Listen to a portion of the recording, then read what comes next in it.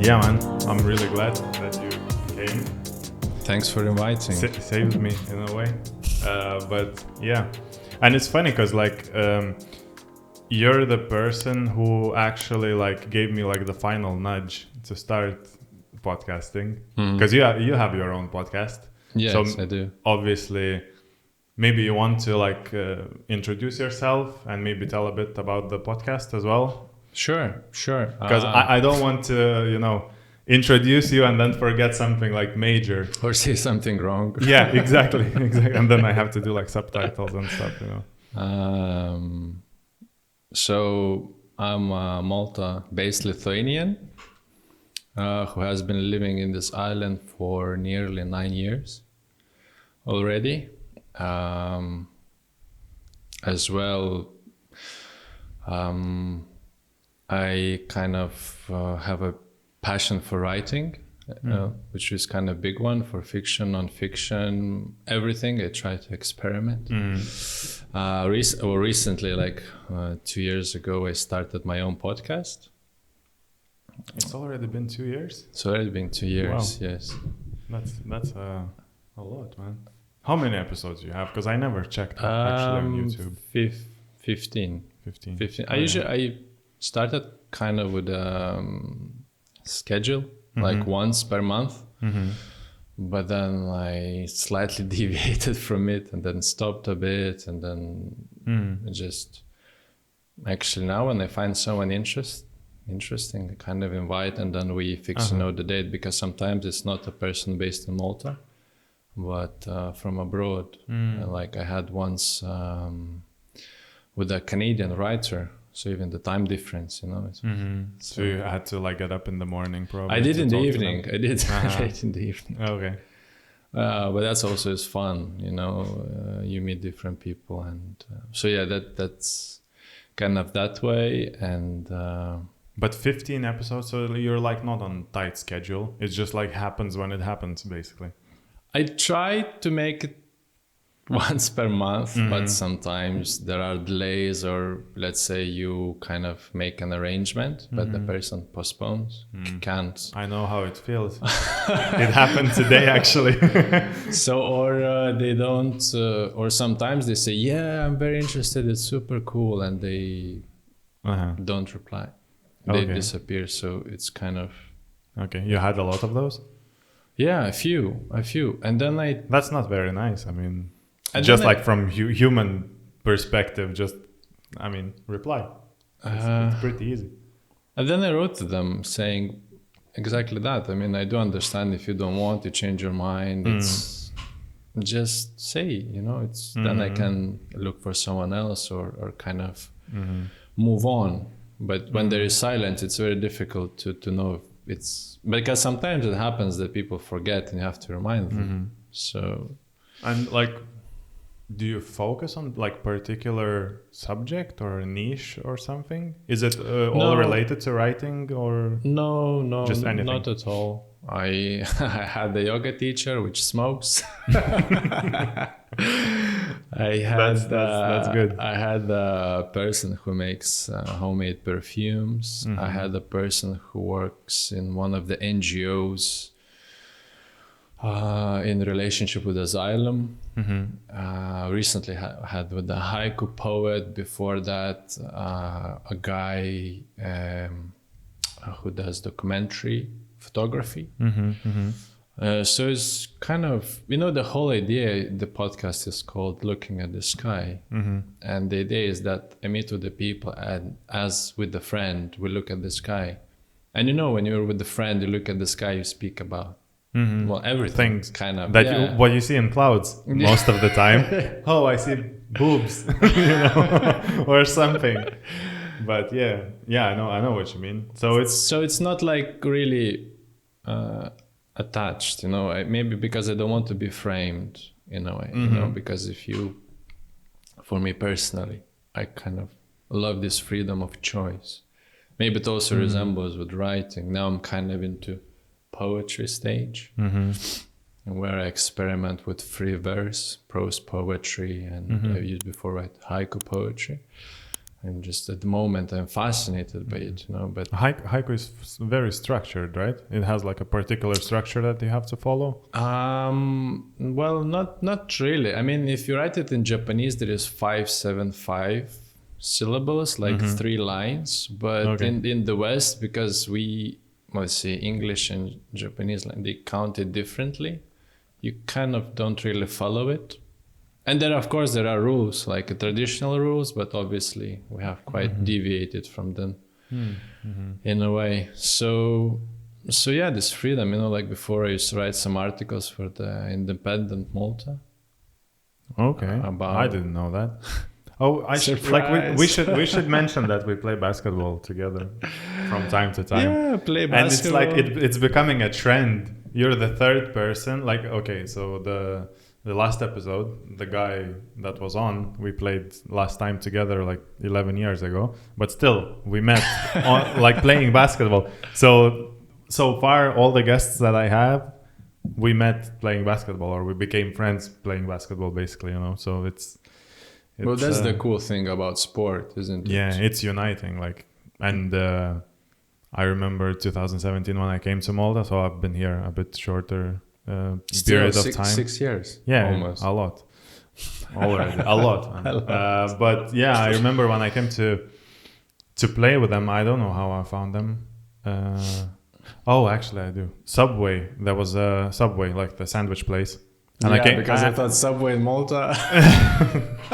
I wish. They're thinking to do one. Yeah, like in 20 years. But I came to get the sandwich. It's a short story. There was a black guy from New York. He was working there. He played with us. Lavelle, yeah. And he was looking at me because I'm quite tall. He was like, "Oh, like, do you play basketball?" I was like, "Yeah." And we started talking, and that's how I found the group that Aki was taking care of. He was running, the pickup games. And he was like, "Yeah, come play, join." And I remember first time I came, I'm that kind of person. Like when I don't know anyone, I'm like pretty quiet. Yeah. Hi, we play and I go. You analyze. And now, like in 6 years, like Aki is one of my best, like closest friends. It's just so weird to look into like perspective how it all changed in 6 years. From the guy who wasn't talking basically to anyone, I became the trash talker. Trash talker, yeah. My favorite's box out. Yeah, box out. Yeah. Anyway, yeah. So we met playing basketball, which is nice. I really like meeting people that way, and I met a lot of interesting people actually playing basketball here. But anyway, and you wouldn't say that. That is the cool part, Like when the first time you see a dude like Carlis, you might think, you kind of have what he does for life. You don't know nothing, and then that's how you discover. Because in basketball, we are all from different backgrounds. Like we have a pilot, for example. We have a pilot. Yeah, No. What's his name? He's quite short. He's from Nepal.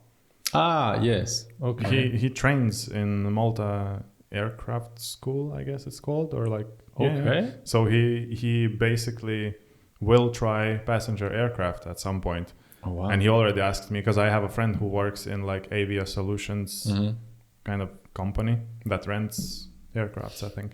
And he asked for like a recommendation, and I think he got in touch with them because he's now at like final stages of his course.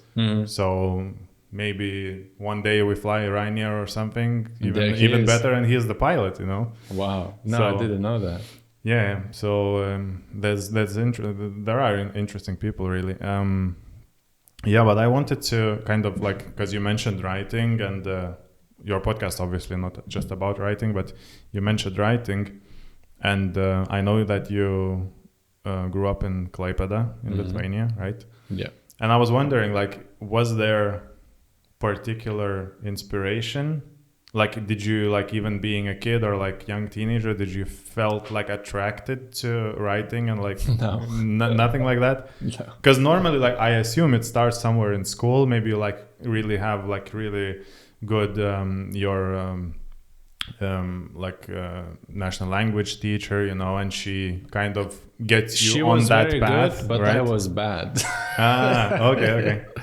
But what I really liked from the early years to read, I always had a book next to my bed, and I even had, you know, those Donald Duck cartoons.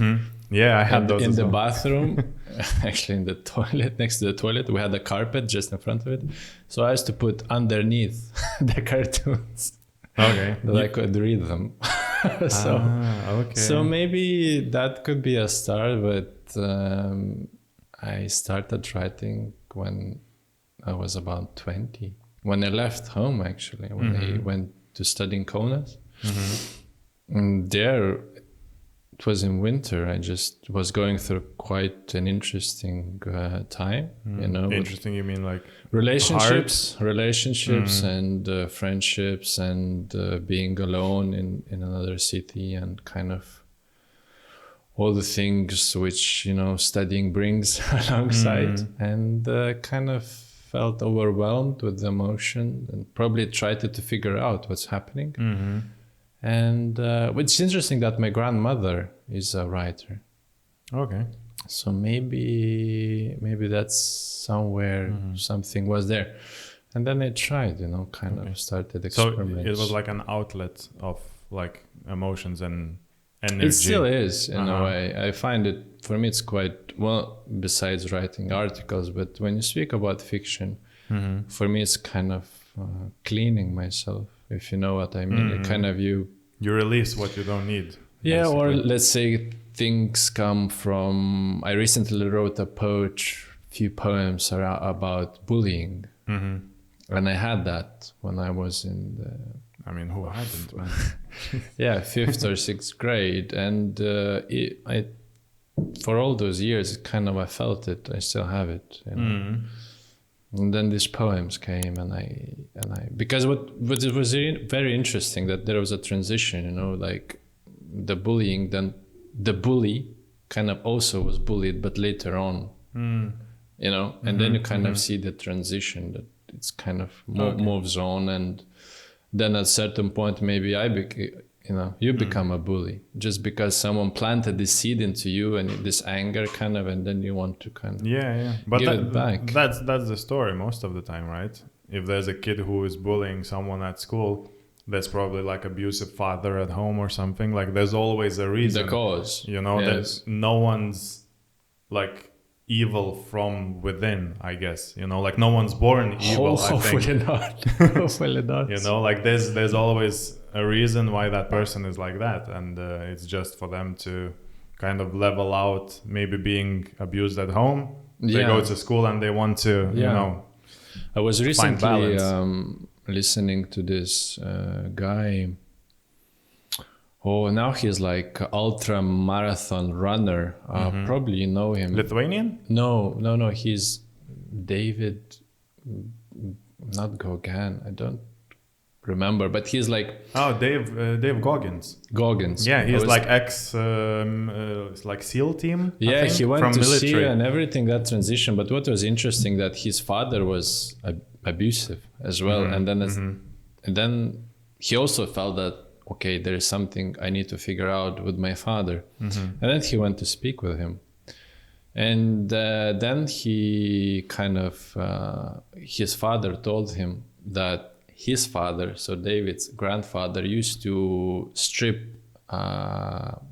David's father naked, put in front of a hot stove, you know, with the fire, and used to beat him. Something in that kind of. So if he moves, he gets burned. You know, and that's what we speak about, that's placed a seed of anger, consciously or subconsciously, but that's how you kind of pass the message. Unless you consciously stop it, you will pass it to your children, and that's I think that's kind of explains why the world in a way it's so violent, and we're full of anger, and we're kind of, you know. This literally like gives me chills because we both have young boys, and like I personally cannot imagine what kind of like animal you have to be to do something like that to your own child, you know.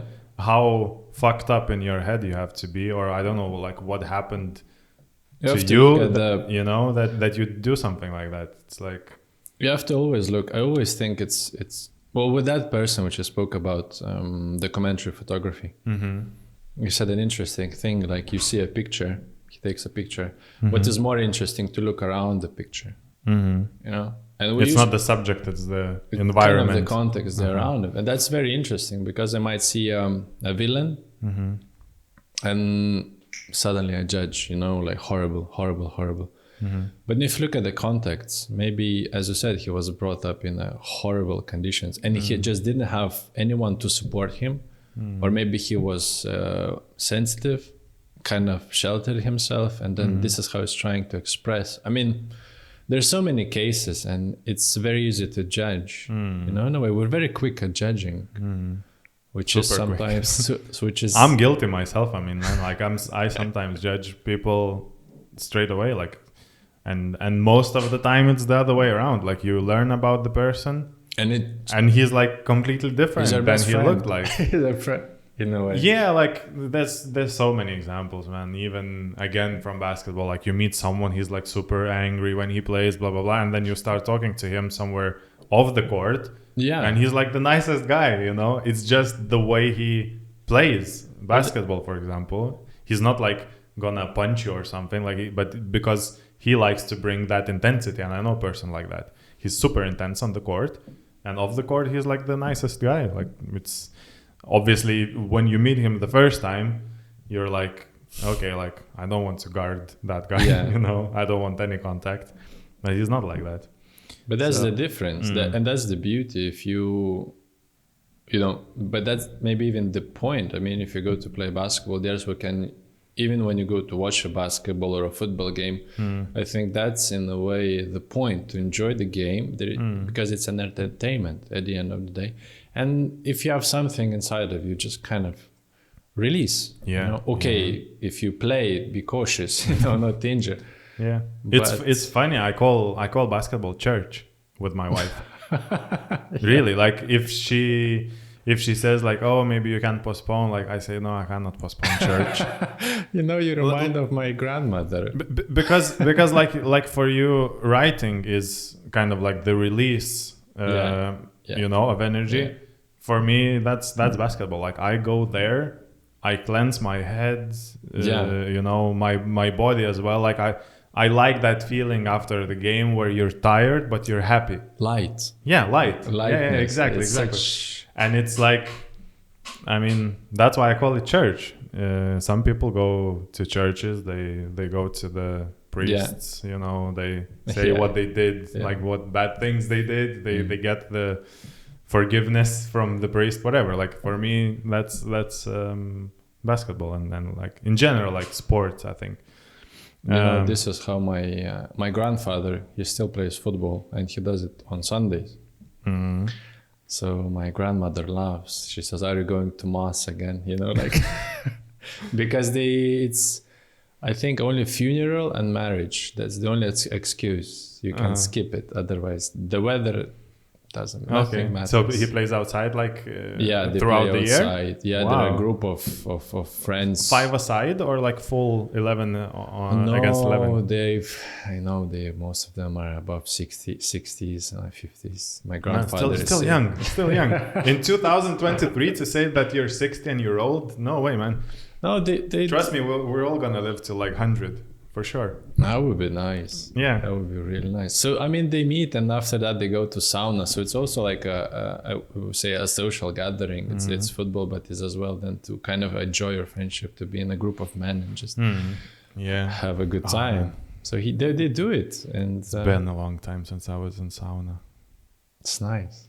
I wish I could. Now we have snow in Lithuania. Imagine going to sauna, then you run out, fall in snow, or you have a lake or river.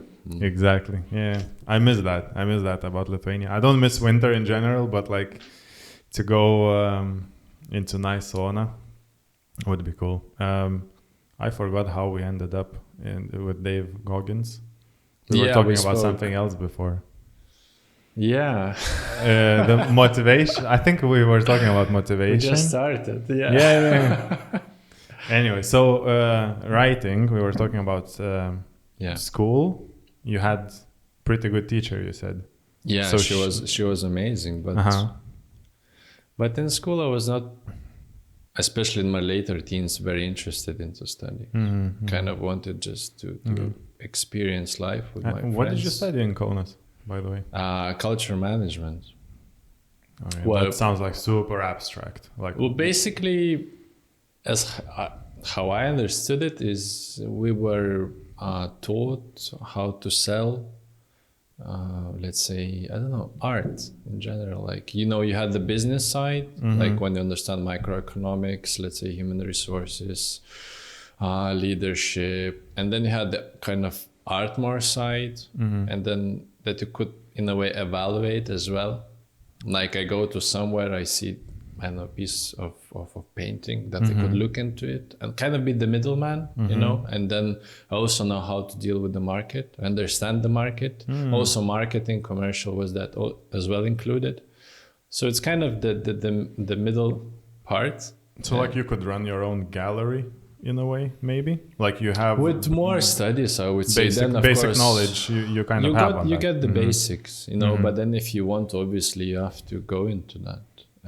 Or work in a bookshop, for example. This is very interesting because like I've been to galleries a few times or like to exhibitions of artists, and it's paintings mostly that I saw, and I never understood how they or how the gallery managers how they judge the value of the painting, you know, because there's obviously like famous pieces in the world, like there's the I think Russian guy with the black square.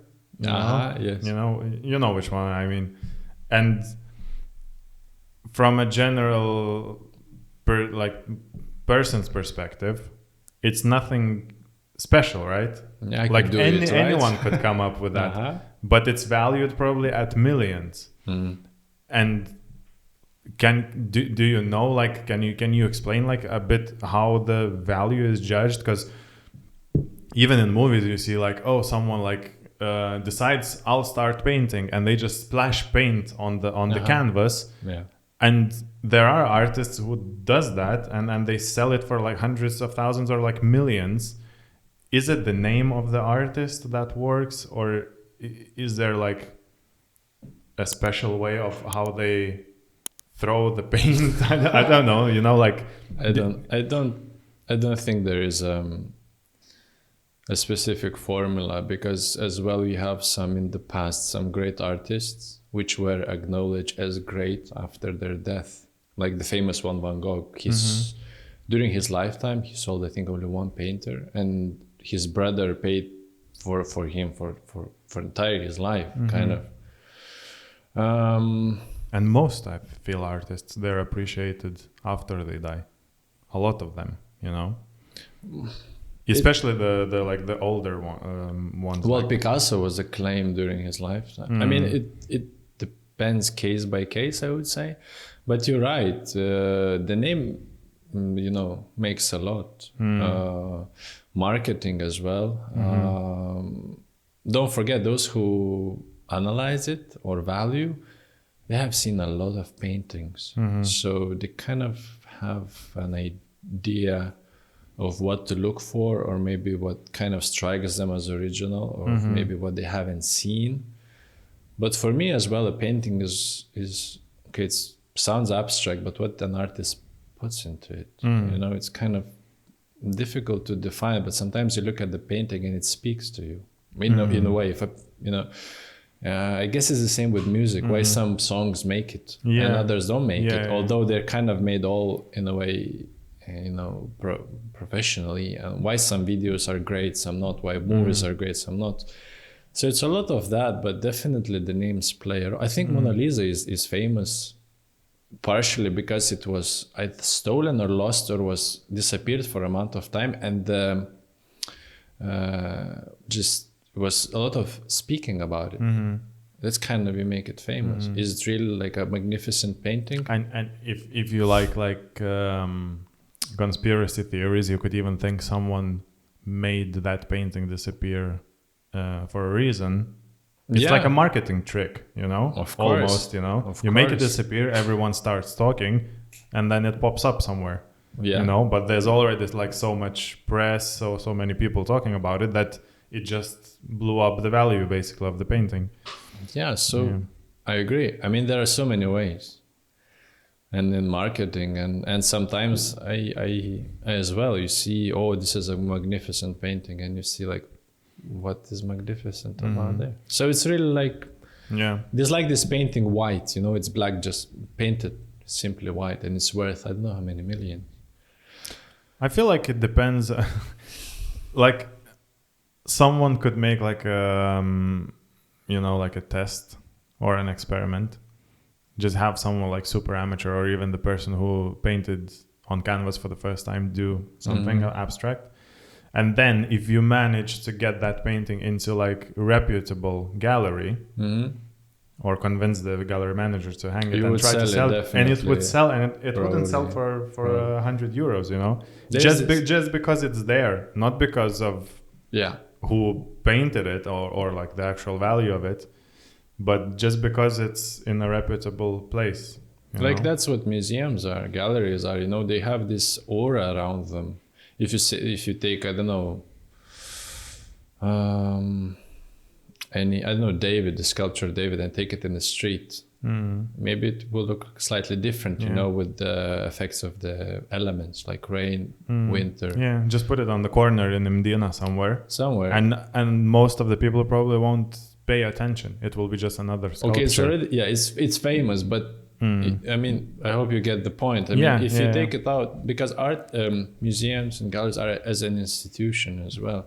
So sometimes there is this famous Duchamp pissoir he placed in, I think, in a museum or an art gallery, just to make this claim, kind of, that if you put this one, as you say, oh wow, you know, it's like life. This left, this is, you know, you kind of.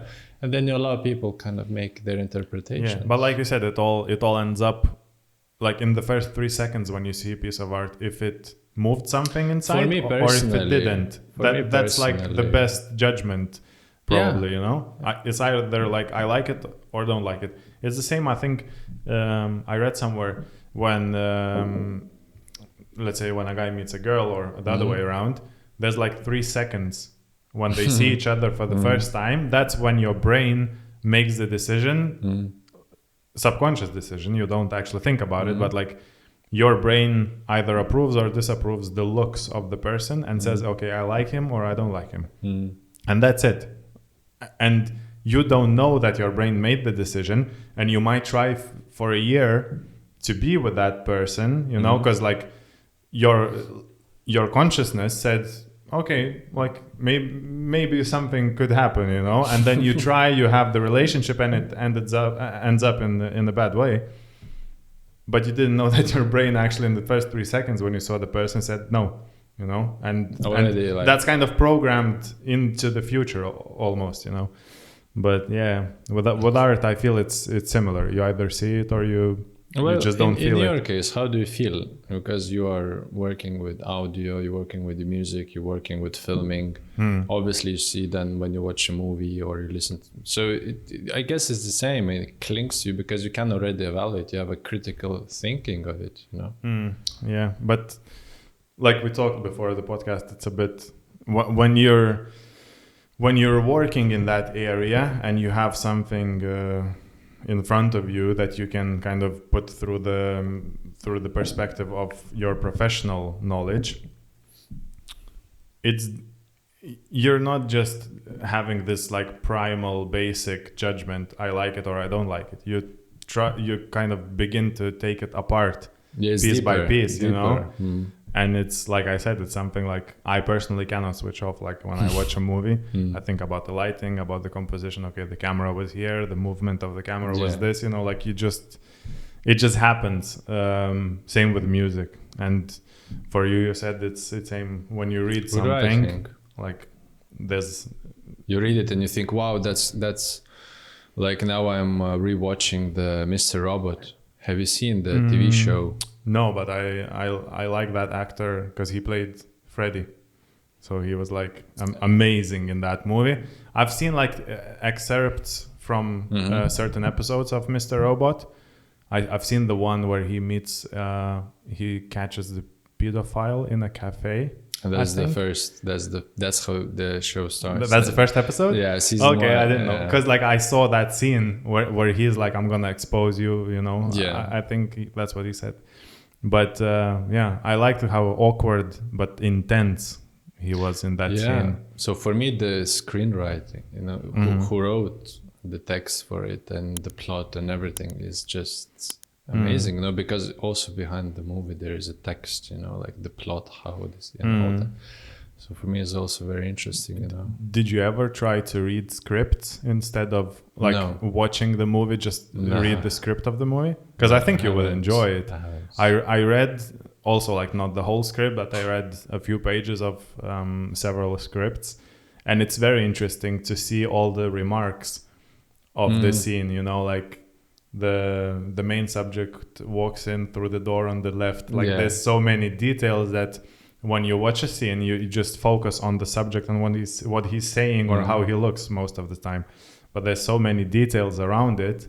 Yeah, of course. And in a weird way it helps you imagine the scene, like even without seeing the movie. I think if you read the script it would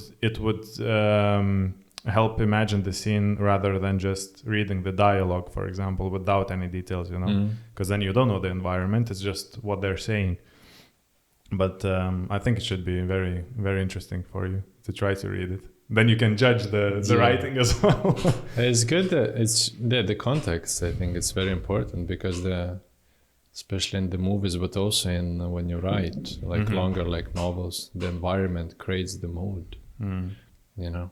So it's is there a novel, a movie based on a novel that you really liked, for example, that you read the book first and then the movie came out? I recently saw one which I really liked. It's based on remarks, Nothing New in the Western Front.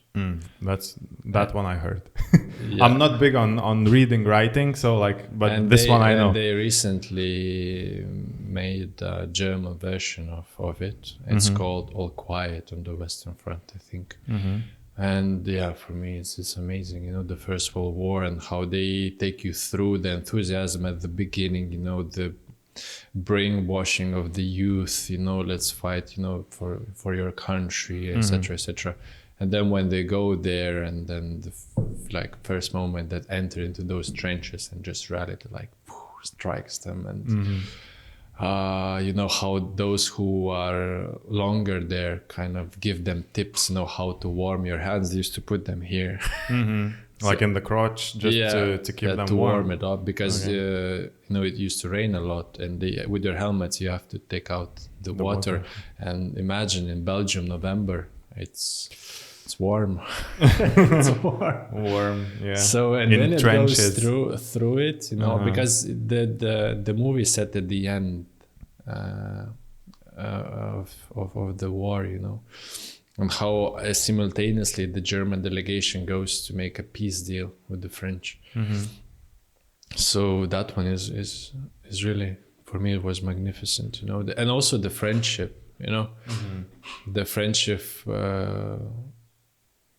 how the relationships grow, because they're on different type of level, you know, it's different type of friendship. They're like because through what they went through, we can't. It's even difficult to imagine, let alone, you know. Yeah. It's hard to imagine what's happening right now in Ukraine. Exactly. You see videos and photos, and obviously it's not the same as being there. Far from that. No.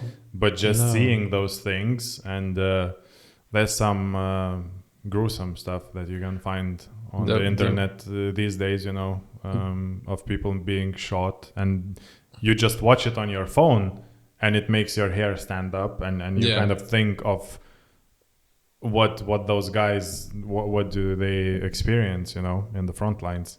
And it's happening like in 2023 when I don't know, man. It's another topic, very, very hard, very personal almost. But yeah, I wanted to get back a bit on the studies. We deviate. Yeah, but this keeps happening, man, and I know, because when I have just a normal conversation somewhere, in a cafe, I'm like that.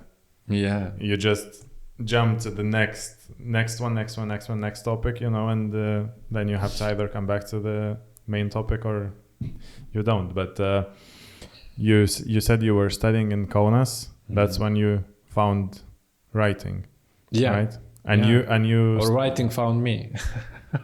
No one knows. No one knows. I call it a very demanding lover, Yeah, that's actually true when you think about it.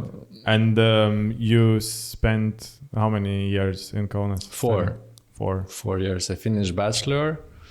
I was working simultaneously, and then I met my future wife. And after graduation in August, we came here. Straight after uni? Yeah. I finished. I stayed 2 months. Yeah, I finished in June, and in August I was here.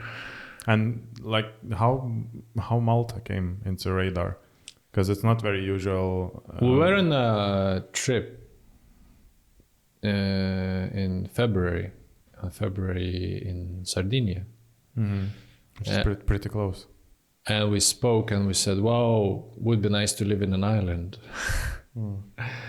And then we kind of thought after graduation that maybe let's try to go somewhere. And then my parents were in Malta a few months ago or earlier.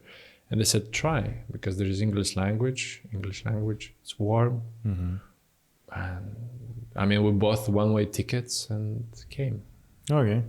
So there was no plan, no work, no. We thought to stay 1 year initially, but then, Now, you said 9 years. Yeah, it's 9th year. In this August will be 9 years. Okay.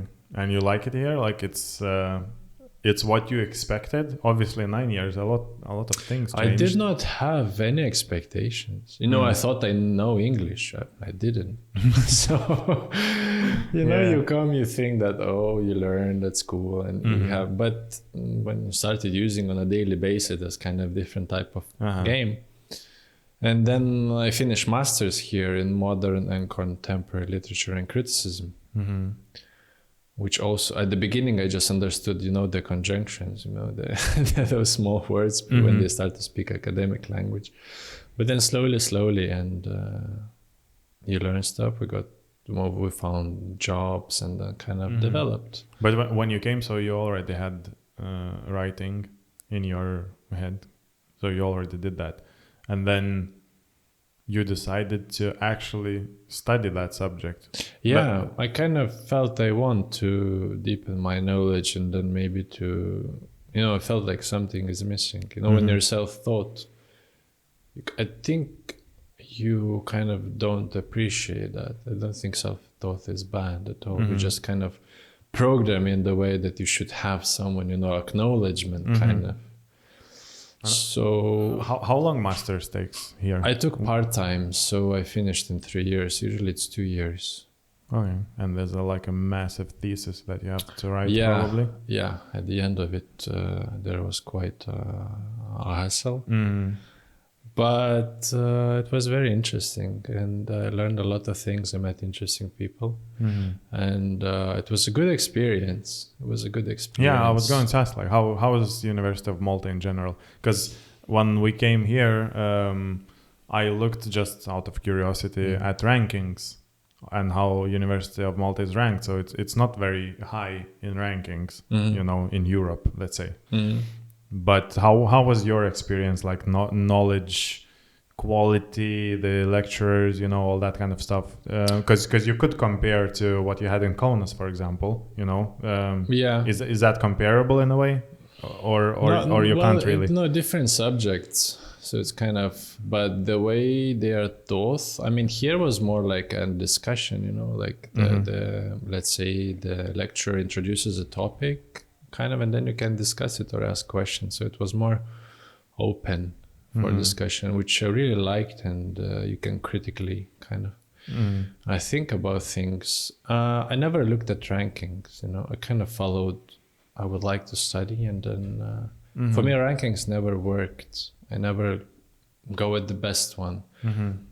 I mean, if you feel like that, yeah, go for it, but there was never kind of, Yeah. No, I looked at the rankings, I think, because when I went to study in UK, I kind of researched the universities that I was applying to, because at the time, now I agree more with you that it's not about the ranking of university, it's more of what you can take from the program that you're studying, how much you invest, and this is another thing that I regret.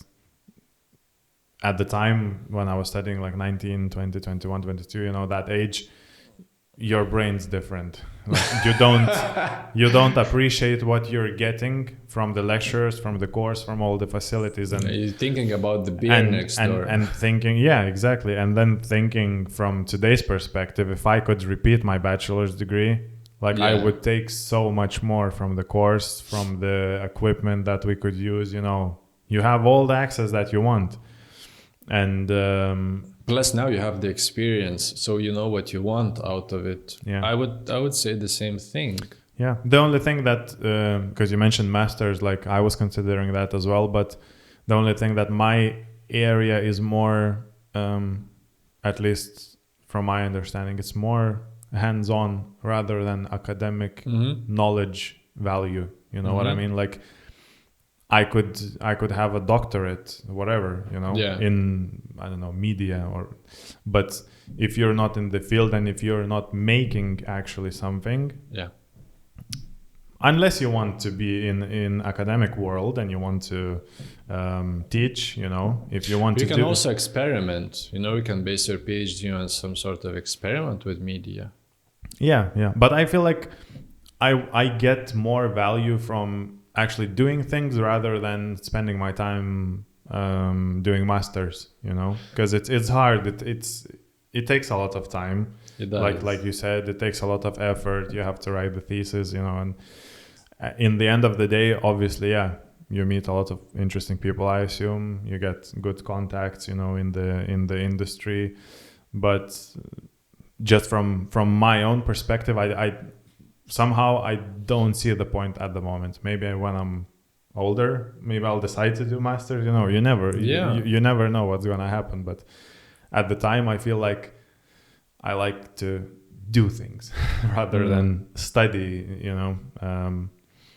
Okay, so University of Malta was a good experience, basically. I mean, it was tough life. at the moment. It was tough at the moment, especially I felt like, oh, really, I don't understand. I had to read a lot to catch up, basically.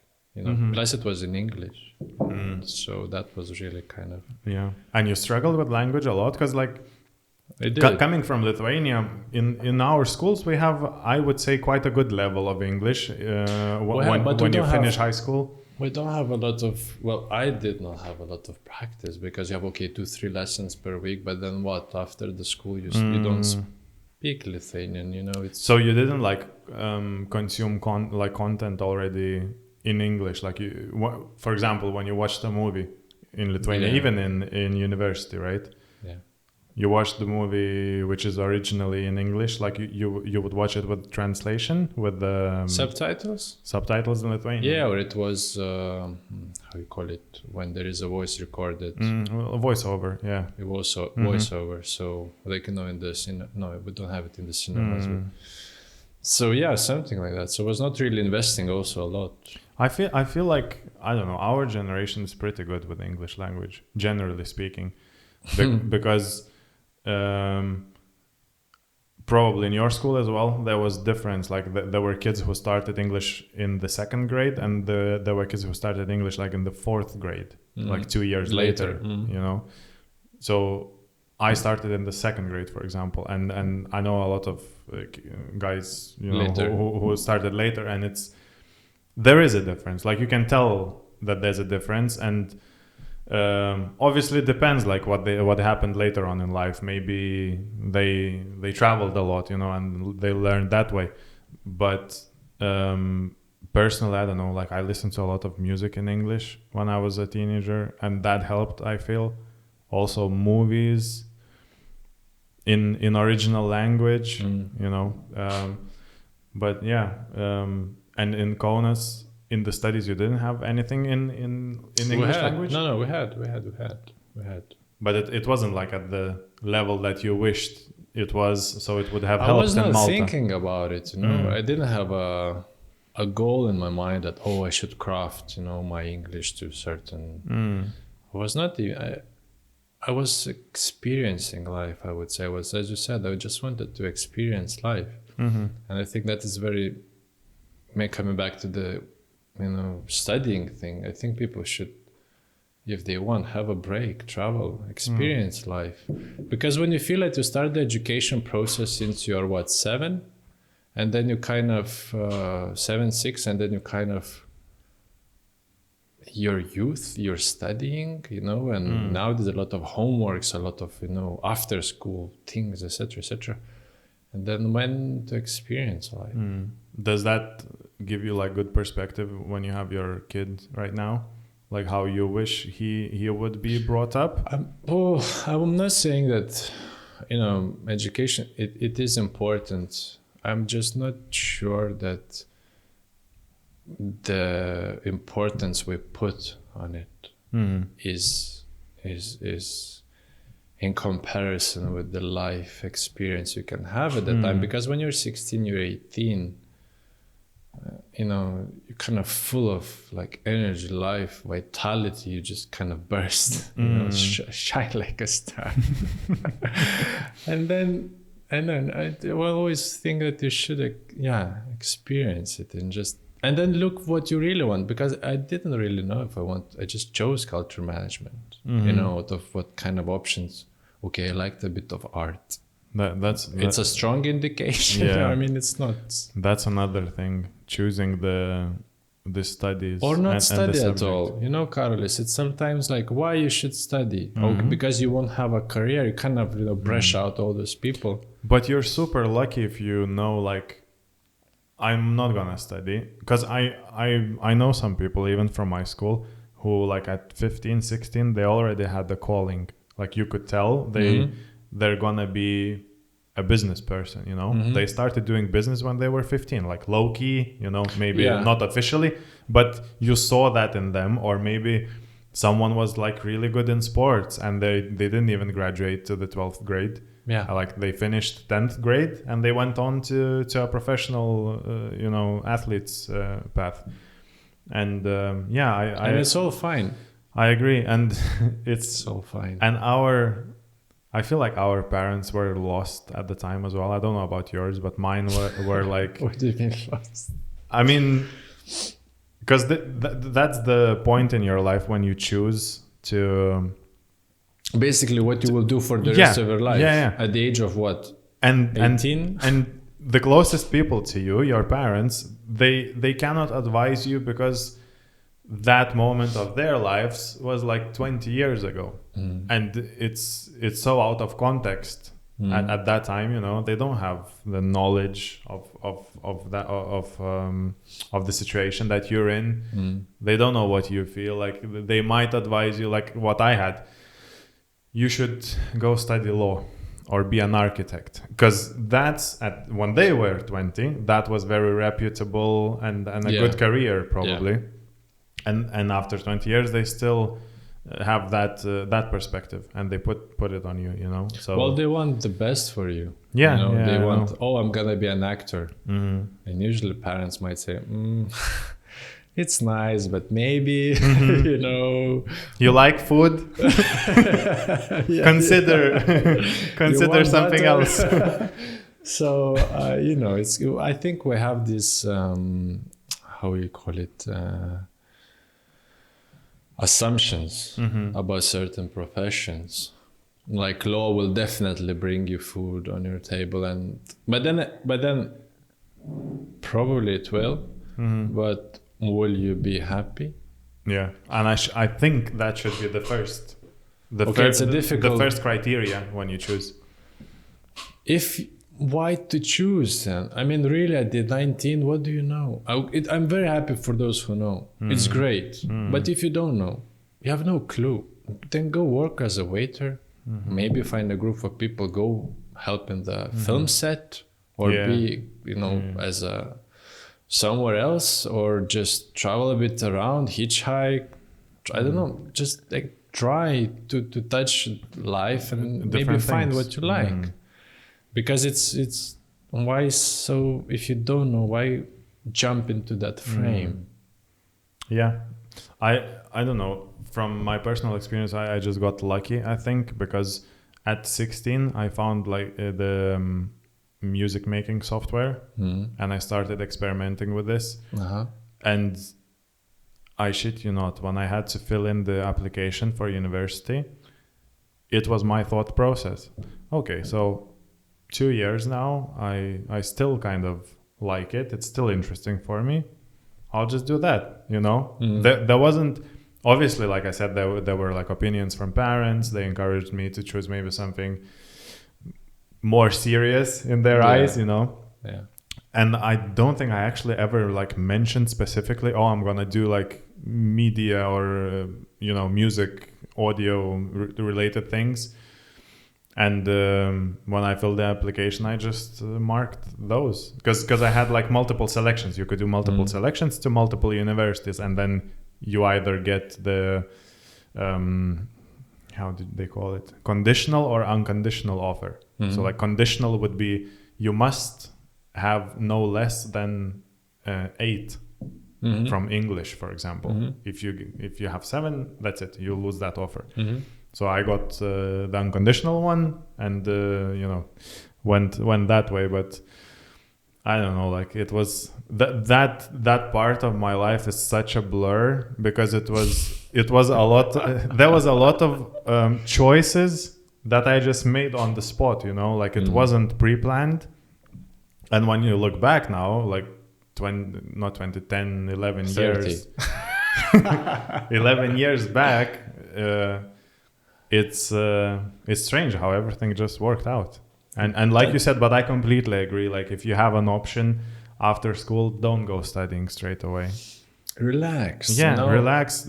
See some world. Obviously, if you can afford, like there are people who cannot afford to travel. Hitchhike. Hitchhike, or I mean, you can sleep outside. Go work somewhere, but you can wash dishwashers. I don't know, something in Greece or in Italy or somewhere, and just how much do you need at the end of the day? I mean, but it depends from personalities. I'm not implying that everyone should do it. Yeah. No, I'm just thinking really now like, from because we're both parents, from our perspective. I wonder maybe if they will have a clear set what they want to be. I hope so. But I feel like we're gonna be so out of touch with their reality at when they're like 19, 20, choosing what they're gonna do. I feel like it's just a vicious circle. Like it keeps happening. We're now thinking, oh, we're not gonna be like our parents were at the time, but it's gonna happen. We are. It's gonna happen, man. Anyway, and. But that's why maybe it's best not to look at the past. The past is the past, and everything falls as it has to.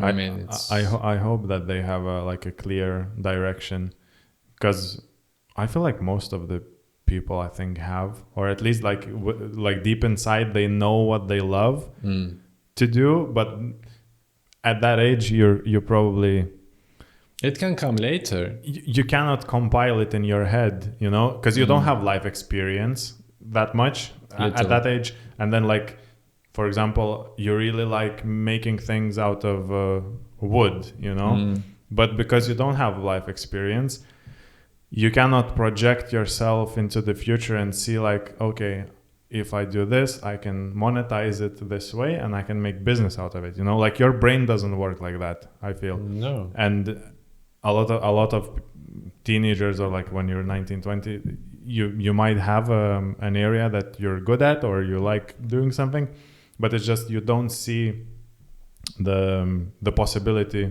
to live from that. And you choose the safer option, like law, whatever, or what your parents push. But and law is not bad.